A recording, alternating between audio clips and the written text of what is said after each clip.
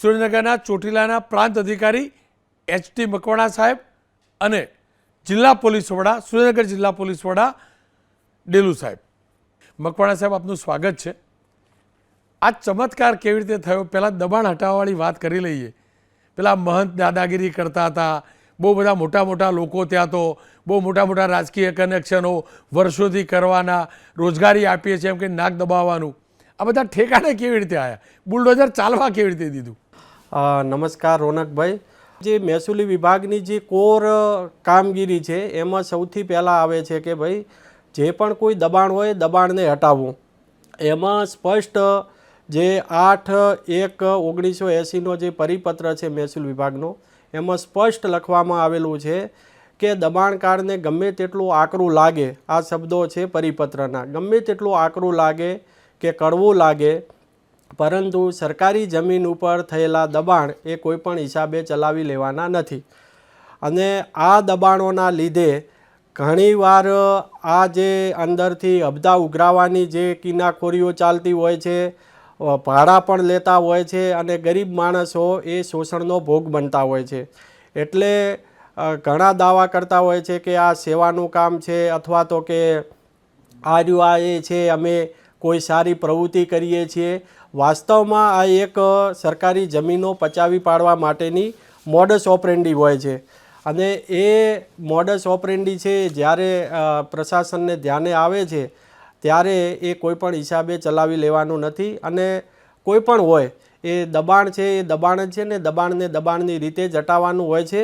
અને મહેસૂલ વિભાગના જે જુદા જુદા પરિપત્રો છે એમાં ધાર્મિક દબાણો હોય, કોમર્શિયલ દબાણો હોય કે ખેતી વિષયક દબાણ હોય કે ઔદ્યોગિક દબાણ હોય, કોઈ પણ પ્રકારનું દબાણ હોય, કોઈ દબાણમાં રાહત આપવામાં આવેલી નથી. અને એને ધ્યાનમાં રાખીને જે ચોટીલા ડુંગર તળેટીની અંદર વર્ષોથી જે અડ્ડા જમાવીને બેઠેલા હતા અને જે ઉઘરાણા કરતા હતા, માથા ભારે અસામાજિક તત્વો છે એ ખુલ્લેઆમ ગરીબો જોડેથી ભાડા ઉઘરાવતા હતા દિવસોના. અને સાથે સાથે જે 40 ફૂટનો જે રસ્તો હતો યાત્રિકોને આવવા જવા માટે, દર્શન કરવા માટે, એ આખો રસ્તો દબાણ કરીને ખાલી એક સાંકડી ગલી બનાવી દીધી હતી. ખૂબ જ મોટા પ્રમાણમાં હાલાકી આ યાત્રાળુઓને પણ પડી રહી હતી. અને જે પણ કોઈ સુવિધાઓનું યાત્રાળુઓ માટે કામ કરવા જાય પ્રશાસન, તો ઘણી બધી અગવડતા પડતી હતી અને રૂકાવટો ફરજની અંદર પણ થતી હતી. આ બધી જ બાબતોને ધ્યાનમાં રાખી અને જે ચોટીલા હાઈવે, ચોટીલા રાજકોટ હાઈવે 47થી જે 2 રસ્તાઓ છે ત્યાંથી ચાલુ કરી અને જે 400થી પણ વધુ જે દબાણકર્તાઓ હતા, દબાણકર્તાઓને નોટિસો આપી, સાંભળી અને કોઈ પુરાવા રજૂ નથી કરી શક્યા. અને પછી એ બધા જ દબાણો દૂર કરવામાં આવ્યા છે. આમાં સરકારનો મેન હેતુ અને ઈરાદો એ જ છે કે આવી જે હપ્તાખોરીઓ ચાલે છે, અસામાજિક તત્વના અડ્ડા બન્યા છે, એ અડ્ડાઓ દૂર કરવાના. જે હેતુ ફરક કરી સરકાર પાસેથી જમીન લેવાની, પછી હેતુ ફરક કરીને બીજા ઉપયોગમાં લેવાની, એ આખું રેકેટ શું હતું અને એને કેવી રીતે દૂર કરાયું? રોનકભાઈ, અહીંયાથી સરકાર પાસેથી જ્યારે જમીનો કોઈ ધર્માદામાં લઈ જાય છે કે કોઈ પાંજરાપોળના નામે લઈ જાય છે કે કોઈ ટ્રસ્ટના નામે લઈ જાય છે, કોઈ શૈક્ષણિક હેતુ માટે લઈ જાય છે, તો અમારા ધ્યાને ઘણા બધા એવા પ્રકરણો આવ્યા છે કે જે હેતુ માટે જમીનો આપવામાં આવી છે એ હેતુ માટે તો ઉપયોગ થતો જ નથી, કોઈ અન્ય હેતુઓ માટે ઉપયોગ થઈ રહ્યો છે, કોમર્શિયલ એક્ટિવિટી થઈ રહી છે. એટલે જે હેતુ માટે જમીનો આપવામાં આવેલી છે એ હેતુ માટે જમીનોનો ઉપયોગ થતો નથી. એવા પણ શરત ભંગના કેસો અમારા ધ્યાને ઘણા બધા આવ્યા છે અને એ તમામે તમામમાં શરત ભંગની કાર્યવાહી કરી અને સરકાર જ દાખલ કરવાની થાય. એમાં મને યાદ છે તે પંચમહાલમાં હતા, પંચમહાલ જિલ્લામાં હતા, એટલે વેશ પલટો કરીને ગયેલા પુરવઠા વિભાગમાં. અહીંયા વેશ પલટો કરીને નહીં જતા. જી, પેલા કુવાવાળા માફિયા હું જાણું છું, તમે રાતોરાત ગયા, આ બધું પૂરતા હતા, ડર નહોતો લાગતો? કેટલા કુવાઓનું આ ગેરકાયદેસર કૃત્ય ચાલતું હતું, કઈ હદ સુધી સફળતા મળી છે અને કોઈ દબાણ કરવાનો પ્રયાસ થતો હતો કે નહીં? રોનકભાઈ, એક તો જે આપનો પ્રશ્ન છે કે ડર લાગવો, એ ડર લાગવો એ મારા માટે તો એટલા માટે હું નકારું છું તદ્દન, કારણ કે જે ખોટું કરે છે એને ડર લાગે. એટલે ખરેખર તો ડર ખનિજ માફિયાઓને, ભૂમાફિયાઓને હોવો જોઈએ. અધિકારી તરીકે અમારે તો જે સરકારે જે ફરજો આપી છે અને કાયદાની અંદર જે ફરજો આપેલી છે એ ફરજો નિભાવવાની છે. એટલે એ બાબતને જ હંમેશા ધ્યાને રાખીને કામગીરી કરતા હોઈએ છીએ. અહીંયા જ્યારે હું ચોટીલાની અંદર જ્યારે હાજર થયો એના પછી ધ્યાને આવ્યું કે અહીંયા કઈ કઈ ગેરકાયદેસર પ્રવૃત્તિઓ ખૂબ મોટા પાયે ચાલે છે. તો એમાં સૌથી મોટા પાયે જો ગેરકાયદેસર પ્રવૃત્તિ હોય તો એ છે કાર્બોસેલ એટલે કે કોલસાનું તદ્દન ગેરકાયદેસર રીતે ખનન વહન અને ગેરકાયદેસર પ્રવૃત્તિ. આની અંદર આમ તો ઘણા બધા કૂવા છે પણ જે લાઈવ કૂવાઓ છે એ 1500થી વધુ કૂવાઓ ચાલતા હતા અને એમાં થાનગઢ અને મૂળી તાલુકાના 42 ગામોનો સમાવેશ થાય છે. આ બધી જમીનો છે એ સરકારી જમીનો ઉપર ચાલતું હતું. હવે મેં વળી કીધું એમ કે મહેસૂલ વિભાગની ખાસ જવાબદારી અમારી એ છે કે મહેસૂલ વિભાગ એ સરકારી જમીનનો કસ્ટોડિયન છે અને એમાં કલેક્ટરથી માંડી અને છેક રેવન્યુ તલાટી સુધીની એમાં નાયબ કલેક્ટર આવી ગયા, મામલાદાર આવી ગયા, સર્કલ ઓફિસર, આ તમામની જવાબદારી છે કે સરકારી જમીનને સાચવવી, એની નિભાવણી કરવી અને એનું વ્યવસ્થાપન કરવું. એટલે આ ભલે અહીંયા ત્યાં નીકળે છે કોલસો પરંતુ આ જમીનો બધી જે ટાર્ગેટ બનાવવામાં આવેલી હતી એ બધી સરકારી જમીનો હતી. આ જમીનોની અંદર 1500થી વધુ લાઈવ કૂવાઓ ચાલતા હતા. દરરોજનો કરોડોની અંદર કોલસો આ નીકળતો હતો. સરકારને આમાં કોઈ રોયલ્ટીની કશું આવક નહોતી થતી કારણ કે બધું ગેરકાયદેસર જ ચાલતું હતું. સરકારે ક્યાંય અંડરગ્રાઉન્ડ માઇનિંગની કોઈ મંજૂરી જ નથી. આ બધું અંડરગ્રાઉન્ડ માઇનિંગ ચાલતું હતું અને એ અમારા ધ્યાને આવ્યું અને ત્યારબાદ અનેક રેડો પાડી છે અને અનેક હાલે પણ મામલાદાર કચેરી ખાતે 15,000 તો મેટ્રિક ટન કોલસો જપ્ત કરેલો પડ્યો છે. અનેક ટ્રેક્ટરો, અનેક લોડરો, અનેક જેસીબી મશીનો કે કમ્પાઉન્ડોમાં ક્યાંય જગ્યા નથી. ઘણી બધી રેડો પાડીને આ બધી સદંતર પ્રવૃત્તિઓ છે એ બંધ કરાવવામાં આવેલી છે.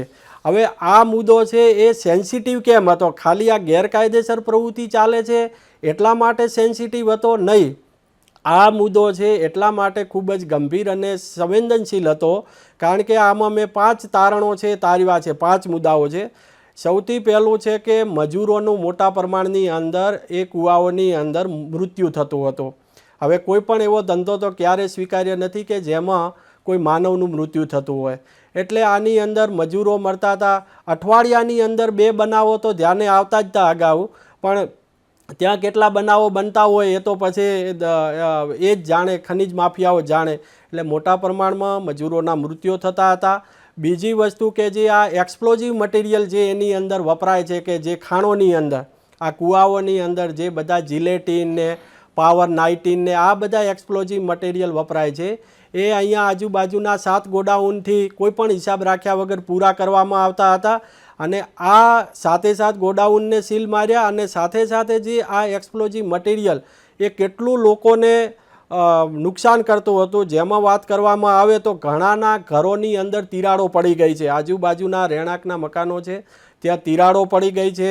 રેલવેના માર્ગ છે, સરકારી બિલ્ડિંગ છે, હોસ્પિટલ છે, આંગણવાડી છે, પીએચસી છે, તેમજ પુરાતત્વ અને વિરાસતો બધી છે એ બધાને અત્યારે હાલે નુકસાન થયું છે. પાણીની પાઇપલાઇન હોય કે ગેસ પાઇપલાઇન, આ બધાને આ ધડાકાના લીધે ભડાકાના લીધે આજુબાજુના લોકો છે અશાંતિને અરાજકમાં જીવતા હતા. સતત ભય, ડર અને જોખમ હતો. મકવાણા સાહેબ, અંત તરફ જઈ રહ્યો છું. એક તો મને કહેવામાં આવ્યું કે તમારી ઓફિસમાં બોર્ડ મારેલા છે જે કે સરકારી કામ માટેનો કોઈ ચાર્જ હોતો નથી, કોઈને રૂપિયા આપવા નહીં. તમે આ બધું કરો છો તો સ્ટાફમાં અસંતોષ નથી થતો? કોઈને તો ઈચ્છા હોય ને. બીજું, દલાલો દુઃખી થતા હશે. ત્રીજું, જે લોકોની સેટિંગ ચાલતું હશે, નેતાઓ પણ હોય, લોકલ જે પણ હોય એ પણ દુઃખી થતા હશે. એમના તરફથી ક્યારે દબાણ નથી આવતું? ના, એવું તો કાંઈ છે નહીં. પણ જ્યારથી સરકારની અંદર આ સેવાઓની અંદર જોડાયા છે ત્યારથી નાગરિક હિત છે એટલે કે જનહિત છે એ જ સર્વોપરી હોવું જોઈએ. વિશ્વાસ અત્યારે કોના ઉપર હોય? નાગરિકોને સરકાર ઉપર જ હોય. અને એ વિશ્વાસ ક્યારે ટકી રહે કે જ્યારે સરકારની અંદર જ્યારે નાગરિકો આવે છે કામ કરવા માટે ને એમનું કામ થઈ જતું હોય તો જ એ વિશ્વાસ ટકી રહે. અને એને ધ્યાનમાં રાખીને અમે બોર્ડ પણ મારેલા છે કે ચલો ભ્રષ્ટાચાર મુક્ત કચેરીઓ બનાવીએ. લોકોના માટે, નાગરિકો માટે નંબર પણ જાહેર કરેલો છે કે તમારે કોઈ પણ પૈસા માગે અહીંયા તો તમે તાત્કાલિક સંપર્ક કરો. અમારા 3 તાબાના જે તાલુકાઓ છે ત્યાં કોઈ પણ કર્મચારી કોઈ પણ જો 1 પણ રૂપિયો માગે તો એ જો કે હિંમત જ ન કરે, કોઈ એ પ્રશ્ન જ નથી ઉદ્ભવતો. તે છતાંય નાગરિકોનો જે વિશ્વાસ છે, નાગરિકોને જે અમારે ચિઠ્ઠી પણ આપવી પડે છે, એક કાગળ પણ આપીએ છીએ અને એમાં અમારું એડ્રેસ ને મોબાઈલ નંબર પણ આપીએ છીએ કે આ જે સેવાઓ છે સરકાર તરફથી તદ્દન ફ્રીમાં આપે છે ને એનો અમે પગાર લઈએ છીએ. મકવાણા સાહેબ, એક અંતિમ સવાલ. જુઓ, એવું કહેવાય કે કોઈ પ્રમાણિક અધિકારી હોય, બહુ મહેનત કરતા હોય, બહુ સફળ થતા હોય, તો એ અધિકારીને પોલિટિકલ પ્રેશર લાવી અને સાઈડમાં કરી દેવામાં આવતા હોય છે. હું તમને બીજા ભયની તો વાત નહીં જ કરું, કારણ કે તમે કહી ચૂક્યા છો, પણ ક્યારેય ભય નહીં રહ્યો કે ઉઠાઈને બીજે ફેંકી દેશે, બધા ભેગા થઈને પાછળ લાગી જશે? તો જો એ કોઈ એવી જે આગળ ઘટનાઓ કદાચ બની હશે તો એની અંદર કોઈ બીજા એંગલ હોઈ શકે છે. મને તો મોટો છે કે સરકારની અંદર 11 વર્ષથી છું, ડેપ્યુટી કલેક્ટર તરીકે પણ 6 વર્ષથી છું, બીજા પણ અન્ય વિભાગોમાં પણ ફરજ બજાવી ચૂકેલો છે. જ્યારથી સરકારમાં છું ત્યારથી આ જ રીતે કામગીરી કરું છું. ક્યારે કહેતા ક્યારે આ બાબતને સરકારે નેગેટિવ લીધી નથી. સરકાર હંમેશા સપોર્ટ જ કરે છે, પરંતુ ક્યાંક ને કાંઈ જો અધિકારી પોતાના અંગત સ્વાર્થ માટે જો એ સરકાર ઉપર જો કોઈ સરકારે શિક્ષાત્મક કાર્યવાહી કરી હોય અને જો માસલા ધોવે કે હું તો આ સારું કામ કરતો હતો અને સરકારે આમ કર્યું, તો એ વાત સાથે હું બિલકુલ સંમત નથી. કારણ કે સરકારે જ ફરજો સોંપી છે, સરકારે જ કાયદાઓને ઘડી અને અધિકારીઓને નાગરિકોના હિતમાં કામ કરવા માટે મૂક્યા છે.